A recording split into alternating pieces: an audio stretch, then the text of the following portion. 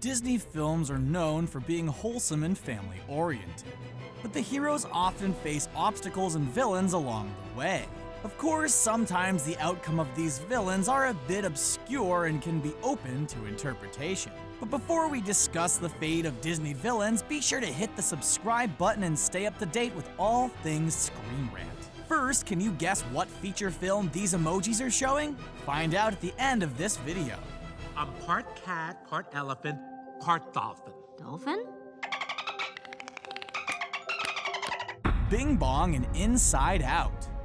There is no denying that Pixar films give us major feels, which makes sense that they finally made a movie about feelings having feels. One of the saddest parts of the film was Bing Bong's sacrifice. Bing Bong was Riley's imaginary friend who sacrificed himself so that Joy could save Riley. That gut-wrenching moment tore us apart. But what if Bing Bong didn't actually die? There is one theory that suggests he is actually a monster from Monsters, Inc. that used to visit Riley as a young kid and she assumed he was imaginary. If this is the case, then that means he's not really dead, as the Bing Bong that sacrificed himself was just a memory. This is the greatest day of my life! Now that's a theory we can totally get behind. Oh, Lucifer! Lucifer and Cinderella. Cinderella is your typical rags to riches story, as it follows the tale of a young girl forced into servitude by her evil stepmother. Well, along with the evil stepmother, Cinderella not only has to deal with two equally wicked stepsisters and an evil cat. Lucifer, whose name seems to fit his mischievous persona, is one scary cat. Speaking of cats, we can all agree that cats are pretty agile and amazing. They are known to always land on their feet, and so it is said they have 9 lives. But there's only so much they can actually survive, especially in Lucifer's case. During the chase scene, Lucifer falls from the tower, which is concerning in and of itself. But since he is very overweight, it seems unlikely that he would be able to land on his feet so gracefully. But Lucifer actually survived the fall, which was proven in the sequel, Cinderella 2. He even gets a love story and makes another appearance in Cinderella 3. Wow! There you are! Hello! King Candy. Wreck-It Ralph was an absolutely awesome movie because it follows a villain in a video game who doesn't want to be a bad guy forever. Right. I'm sorry, you lost me there. And with a story like that, there is no way it could wreck your day. One of the coolest things about this movie, aside from the awesome nostalgic gamer vibes, was the twist in the unmasking of the villain, King Candy. The leader of the addictive Sugar Rush game was revealed to actually be Turbo, a forgotten video game character who escaped his old game. King Candy tried to permanently delete Princess Vanellope from the game, but thankfully his evil plans are foiled by Ralph. They battle it out in the Sugar Rush game, and Turbo is consumed by an evil Cybug and ends up becoming a creepy hybrid. But Ralph had created a Coke and Mentos eruption which drew the Turbo/Cybug hybrid towards it. We would like to assume this is the end, but it is a video game after all. And like Ralph was always reset after his fall, this is highly possible for King Candy as well. FN2187. Submit your blaster for inspection. Captain Phasma. Now that the Star Wars franchise is part of Disney, we can include Star Wars characters on our list. One of the many characters we've been dying to know more about in the sequels is Captain Phasma. Her awesome suit and Vader-esque helmet have had us wondering who she is from the moment we found out about her. How did she get that awesome suit? What kind of badass skills does she have? And is there going to be a final battle with her? Well, our questions were left in the dust after the release of The Last Jedi, as she is killed off by Finn. Or is she? We see her and Finn duel it out, and she is knocked to the ground and the floor collapses beneath her. And although she plummets into a fiery abyss, there is a chance she could survive. That armor looks like it's pretty strong, and we don't really get a good look at how far she falls. We think she is definitely going to return in the next Star Wars film, maybe even fiercer than ever. You give me the key to bringing down Wonder Breath, and I give you the thing that you crave most in the entire cosmos.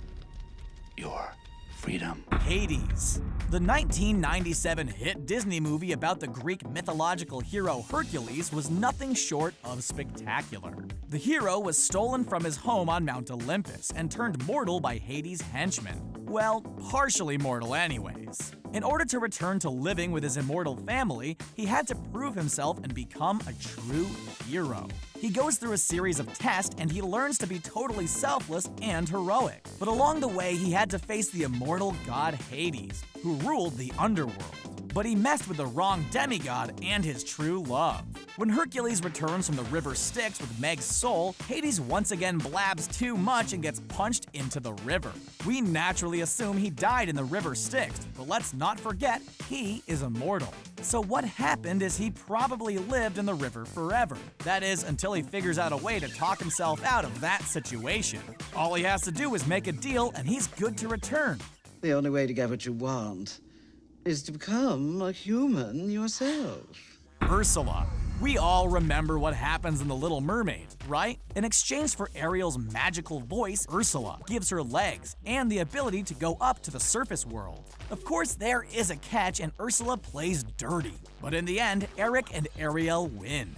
In the climactic scene, Ursula grows ginormous. Eric steers his ship towards her and stabs her in the stomach. Afterward, it seems that her seemingly lifeless body sinks into the ocean. But let's not forget, she's half octopus, and they have the ability to regenerate limbs and tissue sometimes. Octopus also have 3 hearts, so even if Eric had stabbed her in the heart, she might have 2 others ticking away, which could have totally helped her survive. Do you think she's alive and planning some sort of epic revenge on Ariel and her family? Are you a gambling man, Sandy? Let's play.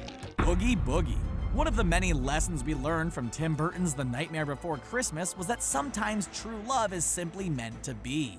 That, and you should never try and steal Santa's holiday, and you should always listen to Sally. We follow Jack's journey on trying to find a more fulfilling purpose in life, only to end up causing chaos and ultimately discovering that his life is amazing. However, along with messing things up in Christmas Land and Halloween Town, Jack also has to face an external villain. Oogie Boogie, who is a gambling man, or technically he's more of a burlap sack filled with bugs who is relentless and loves torture. True to any Disney film, good triumphs over evil, and the Pumpkin King defeats the Oogie Boogie Man by unraveling the burlap sack that is his flesh and exposing the hundreds of bugs that he is composed of.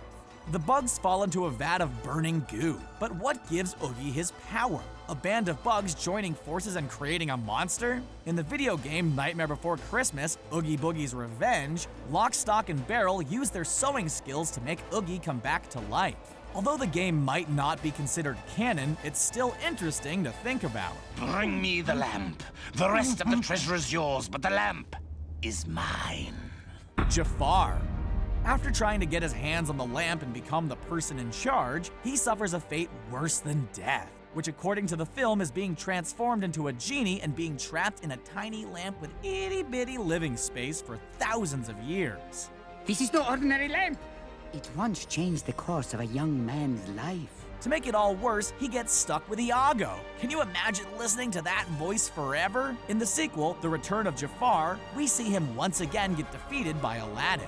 Jafar's lamp gets tossed into lava, and we see his body burst open and send fireworks all through the sky. Seems pretty clear he is done for, right? Hades, arch nemesis of Hercules, ends up bringing Jafar back. In an animated special called Hercules and the Arabian Night, his soul is seen in cahoots with Hades. And once he gets his snake staff, he becomes mortal once more. The whole town's talking about it. It's not right for a woman to read. Soon she starts getting ideas and thinking. Gaston. Gaston's arrogance is one of his worst qualities, and in the end, his jerkiness and arrogance were his undoing. After he proved himself to be the ultimate jerk by trying to send Belle's dad to an insane asylum, he takes it to a whole new level by rallying the town against Beast. The mob mentality and power of words is truly terrifying. But the worst happens when Gaston breaks into Beast's castle. After Beast decides to spare his life, Gaston stabs him in the side as he hangs off the side of the castle. The rain causes him to slip and fall hundreds of feet to his death. However, he might have survived. We don't really hear the impact of his body hitting anything, and if you pay attention, there appears to be a water ravine down below. He would have been injured, but his peak fitness might have helped him survive. What do you think? It was an accident. I'm sorry, Anna. She's ice cold. I know where we have to go. Anna and Elsa's parents. Alright, here's one you might have heard already, but no matter how many times we've heard it, it's still pretty mind-blowing. Fans have come up with a theory that proves Frozen, Tangled, and Tarzan are connected. And of course, proving that Anna and Elsa's parents survived the shipwreck. Let's start with the facts. In Frozen, Rapunzel and Flynn are seen walking into Arendelle for Elsa's coronation.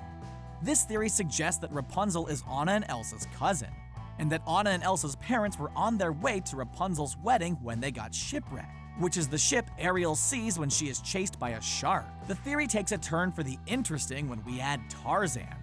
His parents, who are presumably Anna and Elsa's parents, also wash ashore from a shipwreck.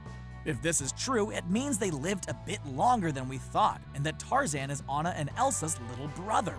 There is never any mention of Anna and Elsa's parents being found, which makes this an interesting theory. Although the timelines are a little bit confusing, we still think this is a pretty interesting theory, don't you? What did you think? Are there any we might have missed? Let us know in the comments below. If you haven't already, be sure to subscribe to Screen Rant to watch more videos just like this one. But before we go, here's the answer for the emoji before we forget. Did you get it? Let us know. Thanks for watching.